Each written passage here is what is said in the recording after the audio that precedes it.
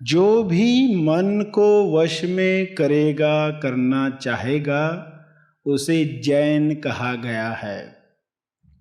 जो भी मन इंद्रियों को वश में करेगा उनको जैन कहा गया। जिन जो मन को वश में करता है, महावीर जिन हुए और उस टीचिंग्स पर, उन शिक्षाओं पर, सिखावानियों पर जो लोग काम करते हैं उन्हें जैन कहा गया। यानी पृथ्वी पर जो भी आज मन को वश में कर रहा है वह जैन है, और पृथ्वी पर जो भी मन का गुलाम है वो अजैन है। मन को वश में महावीर ने जैसे किया वैसे हमें करना है। सही ढंग से श्रद्धा अर्पित करनी है उस महापुरुष को जिनके द्वारा कैवल्य ज्ञान लोगों तक पहुंचा। जो भी शरीर और मन पर विजय प्राप्त करता है और कैवल्य ज्ञान प्राप्त करता है, नीचे से ऊपर उठता है, तो उसे महावीर कहा गया है।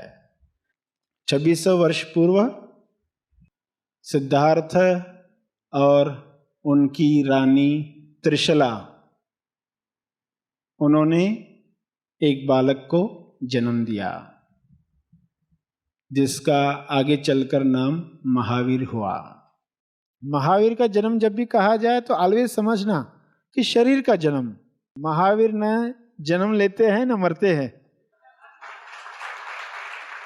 और सदा ये बात याद रखें कि महावीर नाम नहीं काम है। महावीरता काम है, कर्म है। महावीरता गुण है, वह गुण अपने अंदर लाना है। तो महावीर के स्कूल लाइफ से किशोर अवस्था तक उन्होंने जो कार्य किया वह था आत्म नियंत्रण का, अपने शरीर पर मास्टरी, सेल्फ कंट्रोल। बहुत कम लोग अपने जीवन में छोटी अवस्था में ये ला पाते हैं। कई लोग तो बुढ़ापे तक आत्मनियंत्रण नहीं लाते और उनका बुढ़ापा बहुत बुरा जाता है, क्योंकि बुढ़ापे में वाणी पर कंट्रोल नहीं है तो बड़बड़ करते रहते हैं। घर वाले परेशान होते हैं, वे चाहते हुए भी अपनी जुबान को कंट्रोल नहीं कर पाते। इसलिए कितना आवश्यक है, जो दूरदर्शिता रखता है वो पहले किशोर अवस्था में ही सोच लेगा कि बुढ़ापा कैसा होगा, जहां हर एक साथ में रहना चाहेगा। आप कैसे बूढ़े बने कि लोग आपके साथ रहना चाहें। ऐसा ना हो कि इससे दूर रहो, ये तो बहुत किटकिट करते रहता है, हमेशा चिक चिक चलते रहती है, क्योंकि वो अपने आप को बेकार महसूस करता है, यूजलेस महसूस करता है। वो अपनी उपयोगिता सिद्ध करना चाहता है। मुझसे पूछो, मुझसे राय लो, मगर कैसे कोई राय ले, क्योंकि जो काम होना चाहिए था, जवानी मौका है बुढ़ापा आने से पहले, अगर इस मौके को लिया गया होता तो बुढ़ापा कितना सुंदर होता। जवानी में ही शरीर MSY का ख्याल रखा होता तो कितना तंदुरुस्त होता, कितना वाणी पर कंट्रोल होता और कितना ज्ञान होता कि लोग आपके अनुभव से लाभ ले पाएं, लोग आपसे मिलना चाहें। तो ऐसा उद्देश्य आपका है तो कितना आवश्यक है अपने शरीर पर नियंत्रण कर पाना। कैसे होगा? कुछ प्रयोग करोगे तो ही यह हो पाएगा। छोटे छोटे प्रयोग रोज करोगे। महावीर कोई एक दिन में नहीं बन जाएगा। महावीर बनने के लिए छोटे छोटे इंटेंशन, छोटी छोटी भावनाएं रखनी होगी और उन्हें पूरा करना होगा। तो देखोगे कि आपका आगे का जीवन सुंदर होगा। वहां आपको अपने अंदर आत्मविश्वास महसूस होगा, आत्मबल, आत्मशक्ति महसूस होगी। महावीर का रास्ता देखोगे जहां प्रण है, संकल्प है, व्रत है। उन्होंने शुरुआत में ही प्रण किया कि वे पाप कर्म से सदा दूर रहेंगे और ऐसा कोई कार्य नहीं करेंगे जिनसे उनकी स्वतंत्रता कम हो। ऐसा कोई कार्य वे नहीं करेंगे।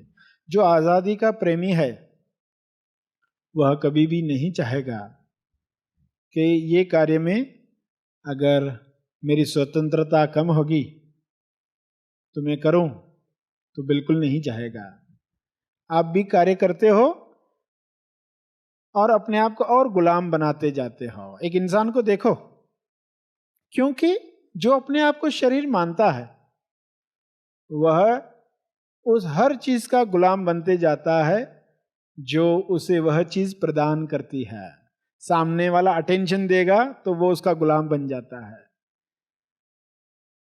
क्योंकि वह मुझे वह दे रहा है जो मेरे शरीर को चाहिए, तो तुरंत गुलामी मंजूर हो जाती है। तो महावीर ने पहले ही प्रण कर लिया, जो चीज मेरी आजादी कम करेगी वह मुझे नहीं करनी। जो कर्म स्वतंत्रता कम करेगा वह नहीं करना है। तो जो समझदार है वो सोचेगा कि जो भी मैं कर्म कर रहा हूं उससे क्या हो रहा है, जो भी मैं नई नई चीजों में उलझते जा रहा हूं उससे क्या हो रहा है, मेरा रास्ता कौन सा है, मेरे रास्ते में कौन से कर्म मदद करेंगे। गलत सही का लेबल नहीं लगाया, कौन से कर्म मदद करने वाले हैं। तो वे आगे बढ़े इस प्रण के साथ।